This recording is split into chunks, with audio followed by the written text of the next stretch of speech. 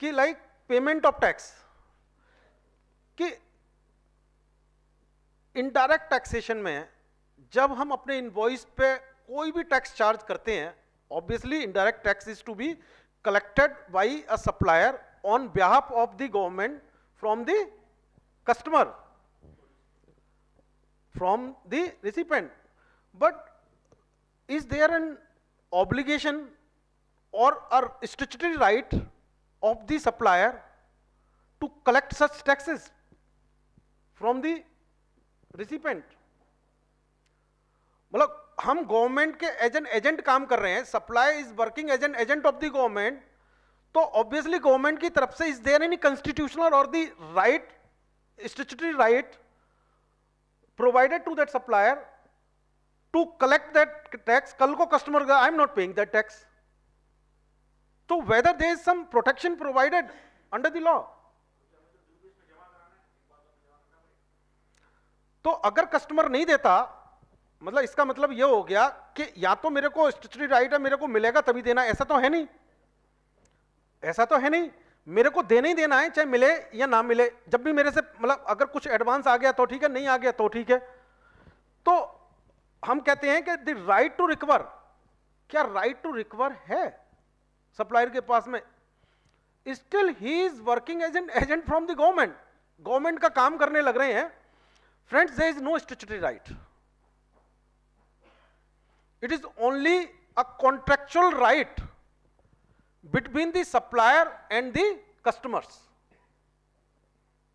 Government कहते हैं तू कलेक्ट कर या मत कर, you are liable to pay tax, then you are liable to pay tax, nothing else,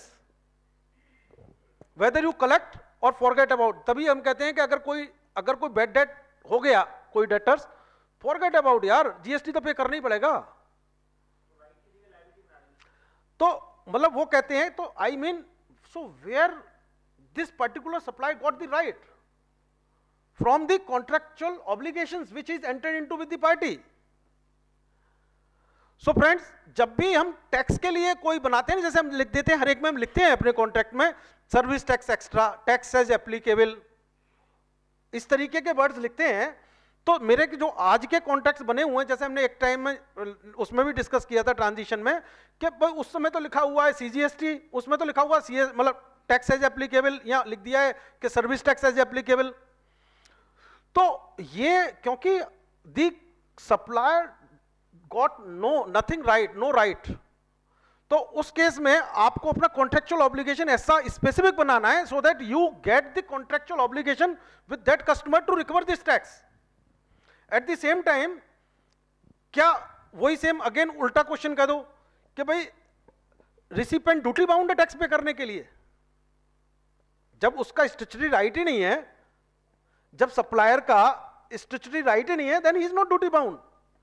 He is only duty bound to the extent he is in a contractual relation with that supplier. So there is no authority as such provided in the law. So we have to be very careful कि जब हम कोई indirect tax के बारे में, we have to be very specific कि क्या लगना है, कितना लगना है, कल को कोई चेंज होगा तो किस तरीके से हमने उसको मैनेज करना है. बड़े कॉन्ट्रैक्ट्स होते हैं, उनमें बड़े इंप्लीकेशंस होते हैं. कई बार ये होता है कि देखो, हमने पहले भी डिस्कस किया था एक एग्जांपल, कि वो कहता है यार टैक्स वैक्स को छोड़ो, टैक्स तुम देख लेना, मेरे को बताओ, मेरे को इंक्लूड. जब भी हम जाते हैं हमेशा हम बात करते हैं इंक्लूडिंग बताओ कितना पड़ेगा. So he will take care कि कितने पे लगाएगा, कैसे लगाएगा, customer is nothing to do with it. It is happening because, क्योंकि जनरली हो रहा है ये चीजें, कि वो कहते हैं इंक्लूडिंग टैक्स बता दे, मेरे को नहीं पता भाई कितने का पड़ेगा, ये लैपटॉप है भाई इतना टैक्स पड़ेगा, वो टैक्स नथिंग यार, तू अपने आप लगाता रहना. तो ये कंसेप्ट है, इसमें मतलब ये कॉन्ट्रैक्चुअल ऑब्लिगेशंस में हमारा काम आएगा. We have to draft our contract in such a way like we can, अभी भी करते आए हैं, there is nothing new, there is a concept मेरे को पता लगा, मैं शेयर कर. ये हमने डिस्कस कर लिया. Purpose, business, location of the supplier हमने डिस्कस कर लिया था. Location of the supplier, goods, services. तो जो फिक्स्ड एस्टेब्लिशमेंट की डेफिनेशन है, जिसमें मतलब जो होता था सप्लायर के केस में फिक्स्ड एस्टेब्लिशमेंट की बात कर रहे थे, सप्लायर ऑफ सर्विसेज के केस में, तो means a place other than the registered place of business which is characterized by a sufficient degree of permanence and a suitable structure in terms of the human and technical resources to supply services or to receive and use services for its own needs. जो हम कह रहे थे ना कि भाई हमने एक एग्जांपल दिया था, हमने कहा था कि एम्प्लॉय वहां बैठता है और जो मेरा एम्प्लॉय बॉम्बे में जब मैं सर्विस दे रहा हूं, he is sitting over there, he is having, अपने घर में रह के ही इज प्रोवाइडिंग सर्विसेज, तो इसमें आ जाता है कि रेगुलर बेसिस पे दे रहा है, परमानेंस है उसकी ह्यूमन रिसोर्सेज की सर्विस के लिए। अगर मैंने मानो कोई मशीन ऐसी लगा रखी है, जैसे मैं अगर ये कहता हूं फोटो स्टेट मशीन लगा दी मैंने, दिल्ली में बैठा हूं किसी वहां के डीलर के लिए लगा दी, वो अगर सर्विस में कवर हो रही है तो परमानेंस है, मशीनरी वहां फिट हो गई, प्लेस ऑफ सप्लाई वहीं होगी, फिर मेरे को वहां रजिस्ट्रेशन लेना पड़ेगा उस केस में। तो ये फिक्स्ड एस्टेब्लिशमेंट का हो गया। कंसीडरेशन हमने डिस्कस कर लिया, इंटर स्टेट डिस्कस कर लिया। टेरिटोरियल वाला देखते हैं क्या कहता है। तो ये टेरिटोरियल वाला है, बाकी तो हमने डिस्कस कर लिया, inter state, import, export, local, सारा डिस्कशन हो गया। सो अब हम कहते हैं ये टेरिटोरियल का जो बेस है वो ये है, सिंपल सा, वो ये कहते हैं कि there are certain activities which are happening in the sea, like fishing का, मतलब there are so many commercial activities which are happening in the sea। तो जब सी में रह के अगर मैं, एक बंदा रजिस्टर्ड है कोचीन में, मतलब एक बंदा रजिस्टर्ड है मानो चेन्नई में, and he is doing certain services in a Kerala coast. अब वो केरला कोस्ट पे वहां उसने अपना बेस बना रखा है, they have a base in the sea to provide certain services कि लाइक एक्सकेवेशन चल रहा है या कुछ ऑयल एक्सप्लोरेशन वगैरह, तो वहां वो सर्विस देते हैं इस तरीके की। तो अगर वो वहां रह के कोई सर्विस दे रहा है, सेम मान लो कि if I am providing a services in that particular base, जो 12 nautical mile from that Kerala coast अगर आ रहा है, तो डिमिंग फिक्शन मान लिया है, क्योंकि इट इज इन अ सी, तो डिमिंग फिक्शन मान लिया है कि वो उस स्टेट में लाई करेगा उसकी सप्लाई जिस स्टेट की बेस लाइन में वो आ रही है, territorial water. So I mean this is for the coastal states, कि उनको एक राइट दिया है not only with the territory in which they are operating, but also the water territory which are they attach to. ये illustrations हमारे हो गए। So now friends, levy, तो लेवी को पढ़ने वाली बात रह गई है, मतलब इसमें कुछ है नहीं, क्योंकि we have discussed everything, so I am just reading it out. कुछ क्वेश्चन आते हैं फिर देखते हैं बीच में। तो there shall be levy a tax called CGST, SGST, UTGST, IGST on all intrastate and interstate supply of goods and or services or both। कोई भी टर्म इसमें ऐसा नहीं है जो new for us, except on the supply of alcoholic liquor for human consumption. ये इन्होंने act में ही अलग कर दिया है, और even this particular thing is, even constitution में राइट नहीं दिया है जीएसटी में कि इसको बाहर रखना है। जैसे हमने डिस्कस किया था कि because this is a high source of revenue to the states, तो उन्होंने कहा है कि भाई इसको तो बाहर रखते हैं, और it is not at all included into the GST. तो गुड्स में या सर्विसेज में जो भी अल्कोहलिक लिकर वाली चीजें आती हैं, this is out on the value determined under section 15, मतलब वैल्यूएशन आ गया, at such rate not exceeding 40%, मतलब total GST rate, CGST SGST मिला के, टोटल मिला के 40% से ज्यादा नहीं होंगे। Collected in such manner as may be prescribed shall be payable by a taxable person. There is nothing new. So this is subsection 1. Second slide में आ रहा है, वो ही आ रहा है। इन्होंने जो पेट्रोलियम प्रोडक्ट्स हैं उसको भी लेवी सेक्शन से ही एक्सक्लूड कर दिया है, लेकिन वो एक्सक्लूजन ऐसा है कि उस पर इन्होंने एक्सक्लूजन में कहा है कि that can be come under GST when the GST council decides so। तो इन्होंने ये सेक्शन डिफाइन किया है कि भाई ये 5 आइटम्स हैं, will be included into the GST on the recommendation of the GST council। Petroleum product वाला हो गया, तो 2 एक्सक्लूजन हो गए, एक परमानेंट एक्सक्लूजन हो गया, एक टेम्परेरी एक्सक्लूजन हो गया, इसके अलावा जो भी सप्लाई है वो सब चार्जेबल टू टैक्स है। हाँ जी, हाँ, you keep lot of gensets and all that to run your facility, cold storage units हो गए, तो उसमें now when you are buying the entire diesel to run your gensets, तो उसमें how we सर तभी तो ये कह रहे हैं कि जल्दी से जल्दी लाएंगे जीएसटी काउंसिल वाले। so till that time nothing is there, nothing. और आज की डेट में भी आप एचएसडी का तो आज की डेट में भी कहाँ मिलता है। हाँ, तो 2 सेक्शन लेवी क्लियर है सर। तीसरा सेक्शन लेवी का क्या कहता है कि taxability of certain categories of supply of goods और सर्विसेज और बोथ अंडर आरसीएम, मतलब रिवर्स चार्ज मैकेनिज्म, हमने डिस्कस कर लिया क्या है, by the government through notification on the recommendation of the GST council और and all provisions of the act shall applied accordingly if the recipient is supplier. So reverse charge में government को उन्होंने power दे दी कि government can notify certain goods and services और both कि भाई इन पे reverse charge में आएगा। अभी उन्होंने नोटिफाई नहीं किया है इस सेक्शन के अंडर में, लेकिन उन्होंने ये बोल दिया कि government can notify certain goods and services. तो रिवर्स चार्ज जैसे ही आता है तो जो रिवर्स चार्ज में जो रिसिपेंट है he has to bear everything, he has to behave like a supplier, perform the duties of the supplier. इसी में एक सब सेक्शन 4 डाल दिया। एक चीज को उन्होंने रिवर्स चार्ज में कंफर्म कर दिया, लेवी सेक्शन में ही कंफर्म कर दिया कि if a registered dealer is purchasing from the unregistered dealer has to be pay tax through reverse charge.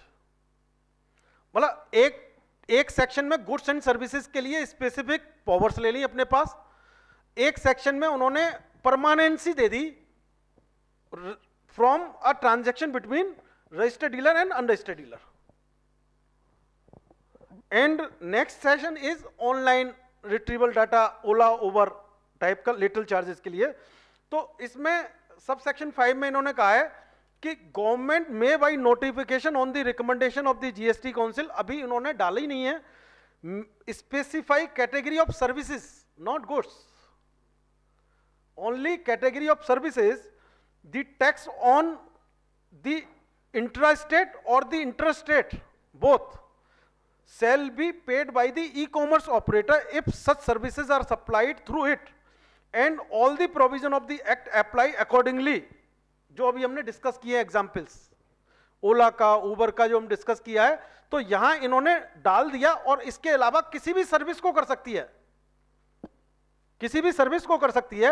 इसमें एक इंपॉर्टेंट बात और भी है, मैं एक एग्जांपल के साथ बताना चाहूंगा कि अगर ऐसा नहीं है कोई बंदा इंडिया में बैठ के कर रहा है, Ola may be operating from outside India, मतलब कोई भी e commerce operator if he is operating from outside India, अभी तक क्या होता, टेरिटोरियल का बड़े इश्यूज आ रहे थे, हमारे में कवर ही नहीं था, वो सिंगापुर में बैठ के सारे ट्रांजैक्शन कर गए and they are creating wealth like anything. तो उसको भी इन्होंने कवर कर लिया कि भैया अगर तुम बाहर बैठे हो, if you are not even in a taxable territory and the service is being provided in taxable territory, then nothing doing, you have to come और either your representative have to come and pay tax. So there are so many examples friends कि अब Amazon है, he is providing, maybe providing certain service, there are so many service providers who are providing, मानो वो book को online चालू कर दिया उन्होंने, कुछ ऐसे आइटम्स ऑनलाइन चालू कर दिए। तो online data access retrieval service, whatever type of service, बहुत सारी कंपनीज हैं कि वो रिसर्च रिपोर्ट देती हैं, बैठी है यूएस में रिसर्च रिपोर्ट देती हैं जो इंडिया में यूज हो रही हैं। अगर वो other than registered person use कर रहा है, रजिस्टर्ड पर्सन यूज कर रहा है तो रिवर्स चार्ज मार ही देगा वो। अगर other than registered person use कर रहा है तो they have to come in India. So इन्होंने प्रोविजन डाल दिया, provided that the said operator does not have physical presence in India in taxable territory, any person representing such operator in taxable territory shall be liable to pay tax. Even more कि अगर उसका representative office नहीं है तो उसको खुद आके बैठना पड़ेगा यहां, मतलब कोई ना कोई रिप्रेजेंटेशन डालना पड़ेगा यहां। So the online access, data access retrieval services, whether intrastate interstate किसी भी तरीके की सर्विसेज, वो उनको गवर्नमेंट में notify any type of services, ये इन्होंने चार्जिंग सेक्शन में डाल दिया है। और चार्जिंग सेक्शन में ये कहते हैं कि भाई वो उसको, उस ई कॉमर्स ऑपरेटर को कहीं भी है उसका जुडिक्शन, उसकी लोकेशन सप्लायर की अगर territorial, out of the territorial भी है, then only he has to come here. So this is the levy section.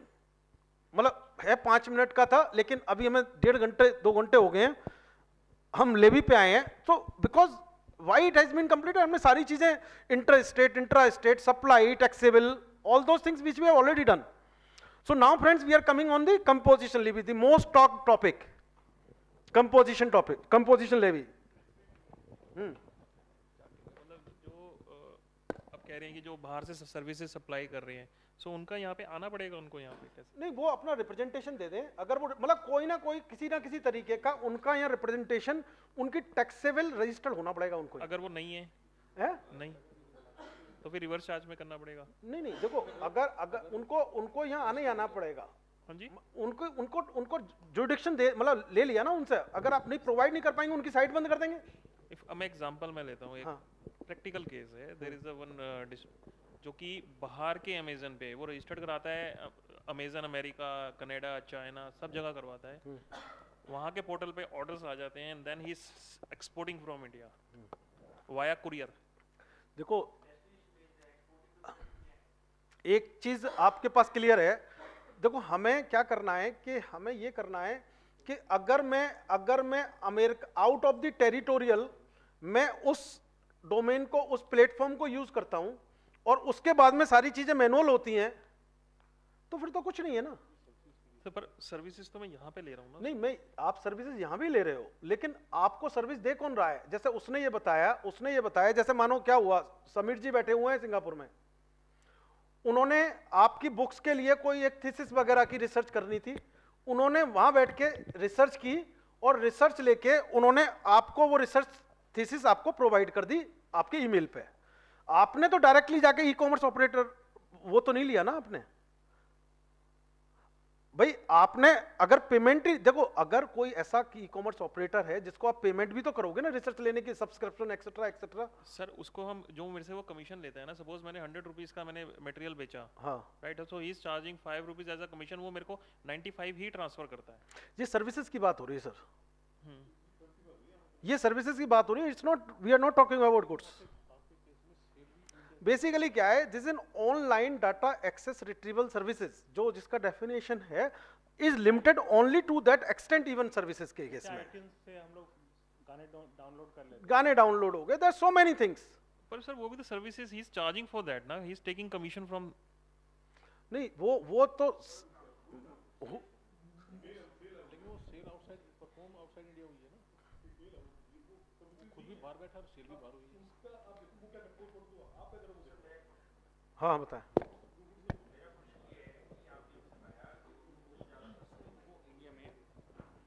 कि इन सबको इंडिया में एक रिप्रेजेंटेशन अपना रखना पड़ेगा।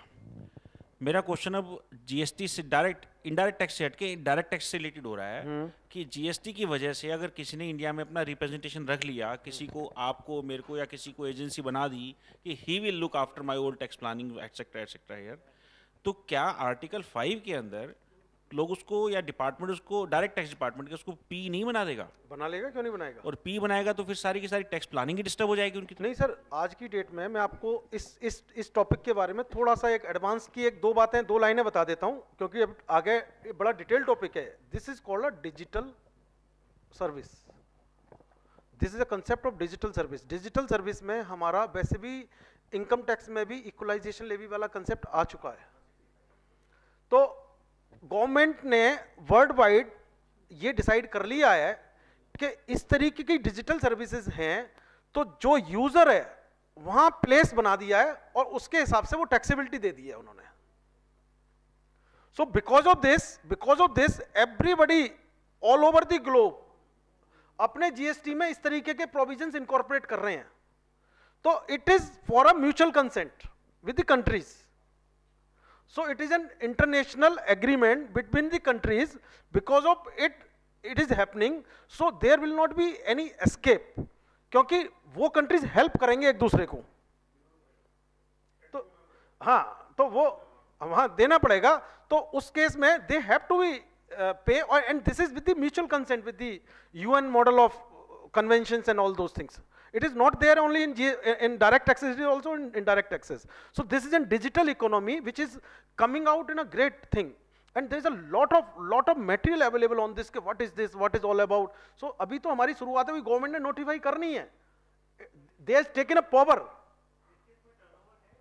No turnover, nothing, no. अब वो गवर्नमेंट हो सकता है जब नोटिफाई करते समय कुछ लिमिट लगा दे, तो सर ये है. अब now will come on the composition levy. Composition levy के लिए दोनों लोग बड़े कंसर्न हैं. इधर गवर्नमेंट बहुत कंसर्न है कि भाई कंपोजिशन लेवी नहीं देनी है, लेकिन करें क्या, पॉलिटिकल कंपल्शन है. भाई जितने आज की डेट में एसएससीज हैं, 80% लोग कंपोजिशन को किसी ना किसी शेप में यूज कर रहे हैं. तो कंपोजिशन को ऐसा क्या है कंपोजिशन में कि गवर्नमेंट कहती है composition is a tool for tax planning और tax avoidance, not planning. Is a tool for tax avoidance. एक बंदे को थोड़ी सी मोहलत, बोले थोड़ी सी मोहलत दे दी तो वो पूरा अपना गड़बड़ कर लेता. वो बोले घुस कर देख के आइयो, करना मत कुछ, और देख के भी आएगा, फोटो भी खींचेगा, और फिर आगे आपने यूज कर लिया चीजें. So the composition levy is a political compulsion on the part of the government to provide some type of relief to the small tax payer, कि भाई कल को ह्यू एंड क्राई ऐसा ना हो जाए, you know the limit is coming. अभी तो बहुत सारे लोग है ही नहीं. भाई 1.5 करोड़ मैन्युफैक्चरर के केस में 1.5 करोड़ का टर्नओवर कुछ करना ही नहीं उसको. He is enjoying like anything. नहीं तो उन्होंने 25 नाम से दुकानें खोल दी. भाई अब देख लो कितना कर सकता है, जितना मर्जी कर लो. 20 लाख लिमिट क्या होती है? 20 लाख लिमिट मतलब they have try to do as many restrictions on this, और इसमें मोस्ट ऑफली रिस्ट्रिक्शंस इस वजह से हैं कंपोजिशन लेवी में कि भाई ये जो 29 कंट्रीज का चक्कर है, मतलब 29 + 7 कंट्रीज का चक्कर है, इस वजह से ज्यादा प्रॉब्लम है कि कंपोजिशन एक ऐसे सेटअप में हो सकती है कि भाई आप एक ही स्टेट में बैठ के छोटा मोटा काम कर रहे हो.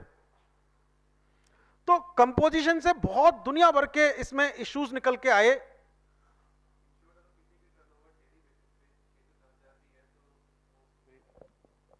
लायबिलिटी उसके पास आ रही है. हाँ, मतलब बेसिकली क्या है कि क्या बेनिफिट दे रहे हैं. पहले तो हम ये देखें कि बेनिफिट क्या दे रहे हैं कंपोजिशन वालों को. ये भाई इतना इन्होंने हंगामा कर रखा है, मतलब this composition law change so many times. पहले जो मॉडल ड्राफ्ट पहले आया था, जून वाला आया था, फिर नवंबर में आया था, फिर वो जब अभी लेके आए, and still there is a huge talking about this composition levy.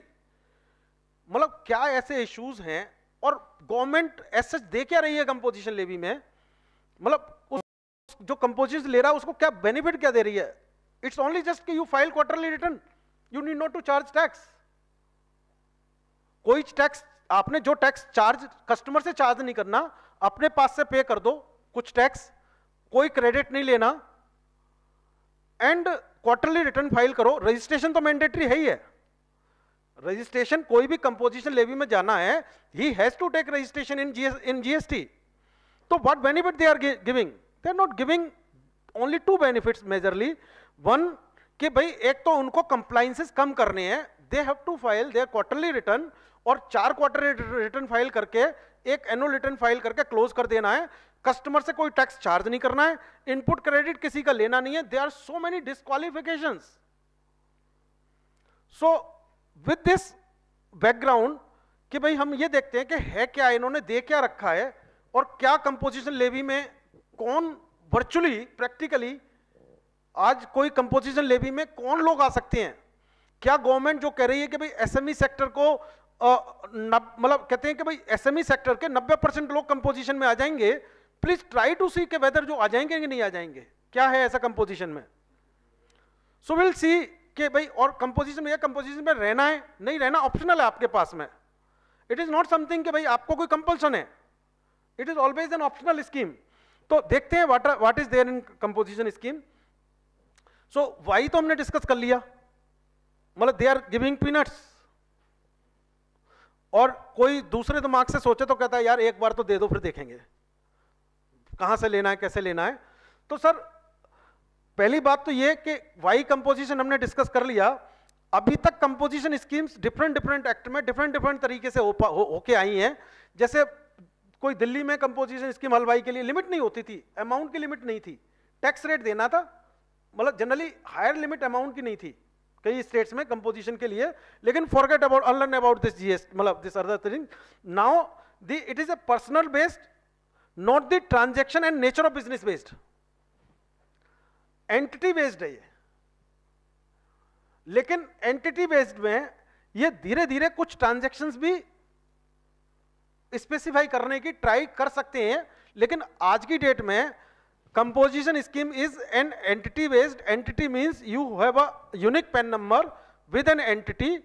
All over India में आपको ऑपरेट करने की प्रोबेबिलिटी है, आप कर सकते हो, मतलब अलाउड है। लेकिन आपका ऑल ओवर इंडिया बेसिस का जो टर्नओवर है, ऑल ओवर इंडिया बेसिस का टर्नओवर, कौन सा turnover? Every turnover, taxable, non taxable, export, exempted, you have to calculate the aggregate turnover of the all over India basis. Her state में अगर आप हर state में अगर आपका एक स्टेट में कंपोजिशन और मल्टीपल स्टेट में, अगर एक स्टेट में ऑब्वियसली एक जगह रजिस्ट्रेशन लेना है, अगर मल्टीपल स्टेट में तो कंपोजिशन में मल्टीपल स्टेट में आपने रजिस्टर लेना है। आप कंपोजिशन में दोनों, मतलब ऐसा नहीं कर सकते एक में कंपोजिशन ले लें एक में नहीं लें। You have to either remain in composition as an entity in all these states or come out of the composition in every state if you are doing multi-state. So aggregate turnover 50 lakh का all over India basis है। इसमें हर तरीके का turnover excluding दो ही है कि जब आप रिवर्स चार्ज में कोई चीज खरीद रहे हो, so obviously this is not our output, this is not our मतलब supply, मतलब sale, this is a purchase। नहीं जिसने नहीं लगेगा, क्यों नहीं लगेगा?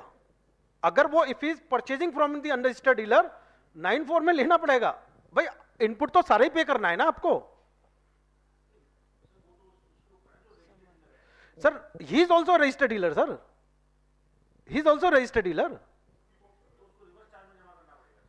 हाँ, अगर if is buying from the unregistered dealer, he has to perform the मतलब आरसीएम में देना पड़ेगा इसको। सर देखो अभी देखो क्या क्या किया है। वर्चुअली एट द एंड आपको पता लगेगा कुछ नहीं होगा। एक परचून यहां बैठा हुआ है, उसके लिए भी एप्लीकेबल नहीं हो सकता, क्योंकि he can do all taxable supply, he can not do even a single amount of non taxable supply. वह परचून आटा बेचेगा, हो सकता है टैक्सेबल ना हो। मतलब the person who is doing every supply is a taxable supply, multiple में भी डील कर रहा है तो उसी को एप्लीकेबल है। जो इंटर स्टेट सप्लाई कर रहा है वो भी नहीं कर सकता, बट इंटर स्टेट परचेज कर सकता है। अनरजिस्टर्ड से कर दिया रिवर्स चार्ज का। देखो बेसिकली क्या है, जो भी उसका इनपुट है, जो भी उसकी परचेजेस है, ही हैज टू पे full taxes on it, either through a forward charge और थ्रू अ रिवर्स चार्ज। क्योंकि देखो अभी जो कंपोजिशन के उन्होंने कंपोजिशन में क्या कर रहे हैं, देखो ऑब्जेक्टिव क्या है कंपोजिशन का। देखो ऑब्जेक्टिव सिंपल से ये है कि जो भी आपने टैक्सेस अपने इनपुट के लिए लिए हैं, उन टैक्सेस के बाद में जनरली क्या होता है, वैल्यू एडिशन टैक्स में आपने अपना प्रॉफिट ऐड करना है और फिर सेल करना है। तो उन्होंने जो रेट कम किए हैं टू दी एक्सटेंट जो आपके प्रॉफिट वाला पार्ट है। जैसे मानो आज एक एग्जाम्पल देता हूं, आज आप कोई चीज 100 रुपए की खरीदते हैं और 100 रुपए की चीज आप 120 की बेचते हैं, तो जो आपने बेच दिया, जो भी आपने टैक्स का लेना देना कर लिया, तो 20 रुपए पे अगर जीएसटी का रेट फुल रेट अगर 12% है तो कितना परसेंट हुआ? 2.5%। तो वही वो चार्ज करने की कोशिश कर रहे हैं। मतलब दे आर ट्राइंग टू, इसीलिए उन्होंने कह दिया service providers are not eligible. GST में chartered accountant any type of service provider can not come. Sir अभी वो बाद में करेंगे, मतलब क्या दिया है, लेकिन मतलब रेस्टोरेंट दिया है सिर्फ, जो कि सर्विस ट्रीट किया जा रहा है रेस्टोरेंट। लेकिन other than restaurant no service provider, why service provider is not there? Sir उसका तो मार्जिन ही मार्जिन होता है, वैल्यू एडिशन तो होता है उसका. If I am a chartered accountant, what is my input? Nothing. So they excluded that chartered accountant or any service provider for that matter. It is only for the good supplier. Only for the good supplier who is selling intrastate only. Procurement Hindustan Lever से interstate कर सकता है, किसी से भी कर सकता है, क्योंकि प्रोक्योरमेंट के लिए रोक नहीं सकते ना. प्रोक्योरमेंट में दिक्कत क्या है उनको? भाई फुल टैक्स पे कर, अनरजिस्टर्ड से ले रहा है तो आरसीएम में कर. एवरीवेयर, हाँ, हर एक पे एप्लीकेबल आरसीएम. वो चार्जिंग सेक्शन में लिखा हुआ है सर ऐसा. नहीं, चार्जिंग, वही मैं कह रहा हूं, अनलर्न. चार्जिंग सेक्शन में लिखा हुआ है कि गुड्स सर्विसेज और बोथ. जो सबसेक्शन, मतलब उन्होंने बिल्कुल साफ ही लिखा हुआ, अनरजिस्टर्ड डीलर्स है, ऑब्वियसली इनपुट मिलेगा. आरसीएम में प्रोसीजर है पूरा कि आरसीएम में इन्होंने प्रोसीजर किया हुआ है कि जब वो रिवर्स चार्ज में पे करेगा तो अपने आप को बिल भी रेज करेगा, अपने आप को बिल रेज करेगा, और उस बिल रेज करके, अभी भी है, बिल रेज करके पेमेंट करेगा, उसका सर्विस टैक्स भी ले, मतलब उसका क्रेडिट भी लेगा. सो फ्रेंड्स, कंपोजिशन में हमने देखा कि 50 लाख का टर्नओवर पूरे ऑल ओवर इंडिया बेसिस का, पेन बेस्ड टर्नओवर 50 लाख का. कौन सा 50 लाख का turnover? In the previous year. Eligibility आपकी तब बनेगी कि जब इस साल में, मानो आप इस साल में अगर बैठे हैं, अगर आप 16, 17, 18 के लिए अगर कंपोजिशन की बात करेंगे तो 16, 17 का जो टर्नओवर आपका 50 लाख का होगा, वो टर्नओवर कंसीडर, तब पे उस पे क्वालिफाई हो गए आप. तो ये आरसीएम वाला हो गया. अब now next is supply is excluded. Supply of services is excluded. इन्होंने जो दिया है ना, is referred in clause B of paragraph 6 of the schedule, इसमें इन्होंने वो रेस्टोरेंट, खाना और केटरिंग वाली सर्विस डाली हुई है. उस पर इन्होंने पहले नहीं दिया था इन्होंने, लेकिन उस पर इन्होंने अब दे दिया कि केटरिंग के लिए इन्होंने कह दिया भाई हम केटरिंग वालों को दे दे. रेस्टोरेंट वालों ने कहा यार क्या कर रहे हो. उनकी यूनियन थोड़ी सी हैवी हुई कि भाई इतने सारे खाने पीने वाले जो लोग हैं, केटरिंग, रेस्टोरेंट एक्सेट्रा, कि भाई कैसे करेंगे हम लोग, तो मतलब कुछ ऑर्गेनाइज्ड ही नहीं है, they are not on organize sector. और दूसरी बात वो कहते हैं कि भाई हम जब कोई भी मिठाई, कोई भी सामान बेच रहे होते हैं, रेंट इतने ज्यादा होते हैं, इनपुट इतना ज्यादा होता है, तो कुछ हायर रेट कर लो, लेकिन दे दो हमें कंपोजिशन, दे दो हमें, क्योंकि हमारा इतना बड़ा पंगा नहीं है कि हम इतना बड़ा कंप्लाइंस कर सकें.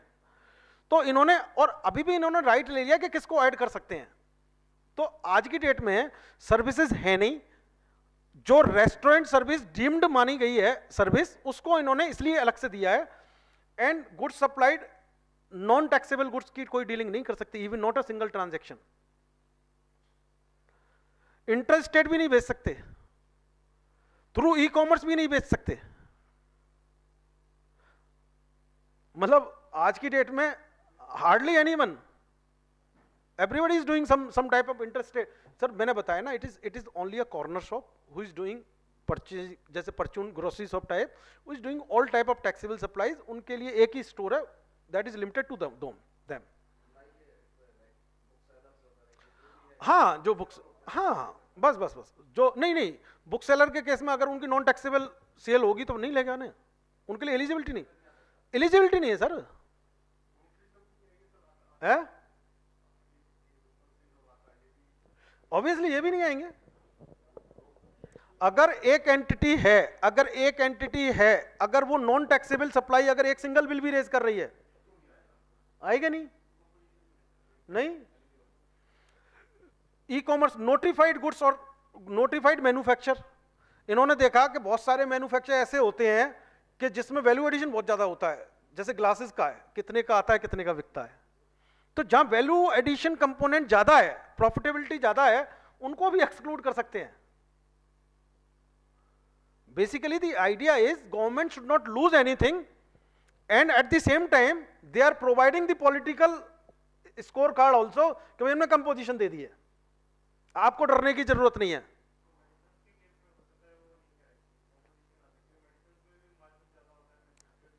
उन्होंने कहा है ना कि नोटिफाइड गुड्स को हटा सकते हैं.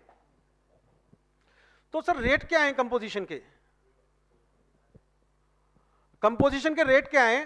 कंपोजिशन के क्योंकि जिस में एप्लीकेबल है, देखो बेसिकली क्या है कि इन्होंने एंटिटी बेस किया है, तो एंटिटी अगर मैन्युफैक्चरिंग में है तो कहते हैं 1% CGST और 1% SGST या UTGST, तो 2% दे दो हमें और enjoy the benefits in case of manufacturers.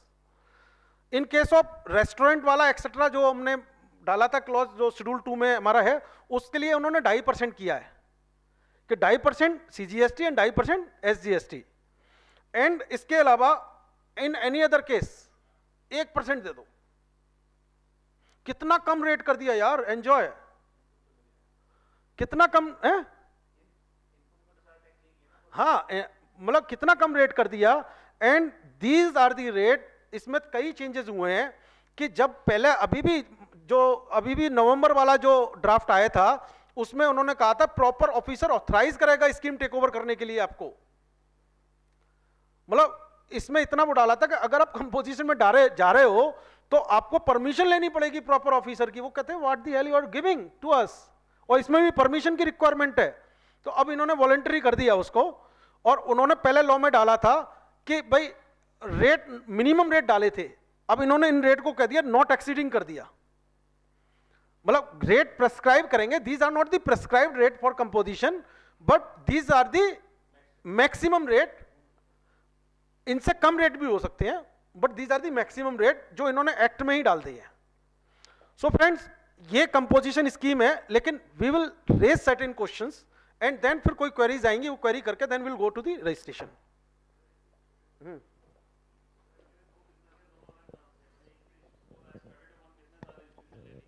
Same pen PAN पे चलेगा ना? पेन पे चलेगा, just like income tax PAN पे चलेगा सर, पेन पे चलेगा। तो सो पेन बेस्ड चलेगा, that means I have to report non taxable sale everything I have to. Yes yes yes, PAN based.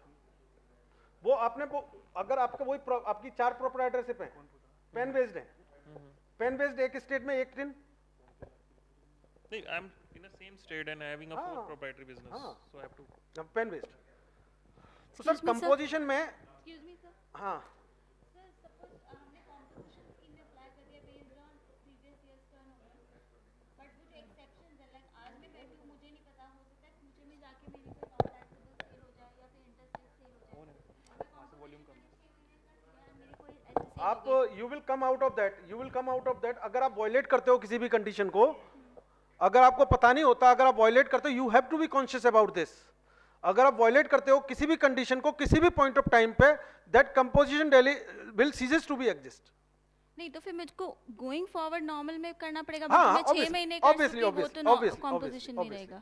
मतलब इसमें क्या है, मैं कुछ क्वेश्चंस रेज कर रहा हूं, फिर उसके बाद में क्वेश्चन आंसर लेंगे, क्योंकि मैंने कुछ क्वेश्चन एड्रेस करने की कोशिश की है कि किस किस तरीके के क्वेश्चन हो सकते हैं। सो पहली चीज तो ये कि फर्स्ट टाइम डीलर, भाई मैंने कोई बिजनेस नहीं करा पहले, वो प्रीवियस ईयर की बात कर रहे हैं 50 लाख की, अगर मैं आज ही बिजनेस शुरू करना चाहता हूं तो क्या मैं कर सकता हूं, कंपोजिशन में आ सकता हूं? ऑब्वियसली आ सकता हूं। इन्होंने जो रजिस्ट्रेशन वालों में ही, जब मैं रजिस्ट्रेशन कराऊंगा जीएसटी में, वहीं इन्होंने एक चेक बॉक्स टिक करवा लिया है कि whether opting for composition dealer.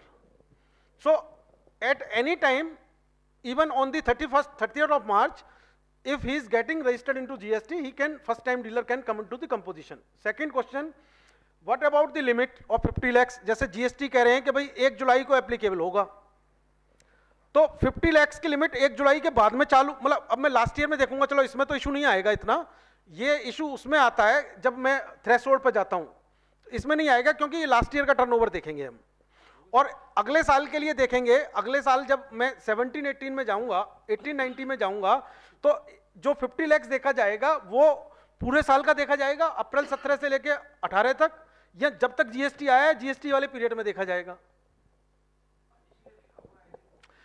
तो मतलब वो कहते हैं ऐसा है, इसमें गवर्नमेंट को अभी पता लगा यार ये तो गड़बड़ हो जाएगी, तो उन्होंने कहा कि हम इस लिमिट को अगले साल के लिए थोड़ी कम भी कर सकते हैं, प्रोपोर्शनेट कर सकते हैं कुछ ना कुछ।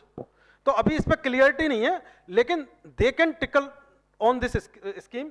What about the intrastate procurement? हमने कहा कर सकते हैं इंट्रास्टेट प्रोक्योरमेंट, मतलब इंटरस्टेट प्रोक्योरमेंट्स इंटर कर सकते हैं। हाँ, इंटर प्रोक्योरमेंट कर सकते हो, परचेज कर सकते हो, सेल नहीं कर सकते। अच्छा, purchase is allowed in composition. Yes yes, यार टैक्स तो पे करना है ना आपने, फुल आईजीएसटी पे करो। क्या करंट रिजीम में it is not allowed in composition. हाँ, करंट रिजीम में तो स्टेट बेस्ड है ना सर, करंट रिजीम में तो स्टेट बेस्ड होगी ना सर। तो next is what about the voluntary switching in और switching out.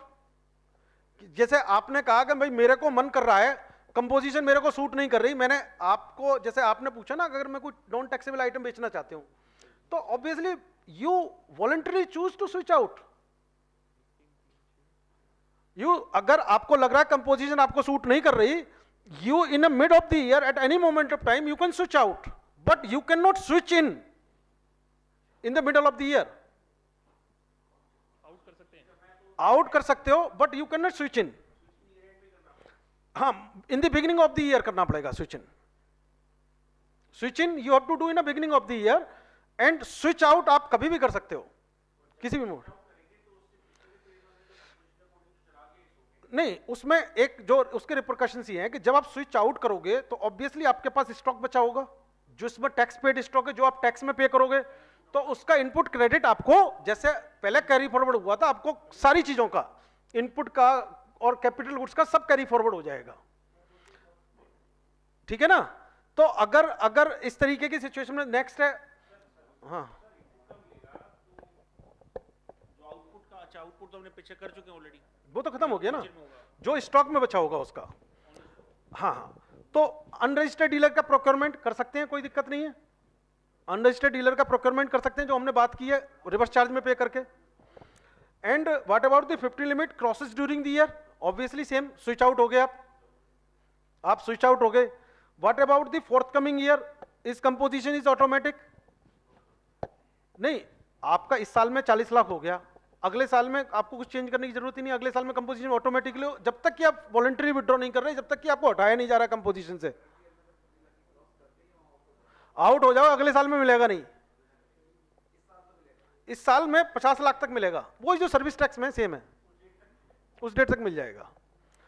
And can a casual मतलब casual taxable and non resident can opt for this composition? Friends no, हम casual और non taxable को registration में देखेंगे क्या है, लेकिन he can not opt for composition. So अब बताएं, कंपोजिशन से रिलेटेड किसी का कोई क्वेश्चन हो? सब कुछ इंक्लूड हो गया, if it is your business, business purpose, it is your business, सब हो गया। और कंपोजिशन से रिलेटेड कोई क्वेरी? हाँ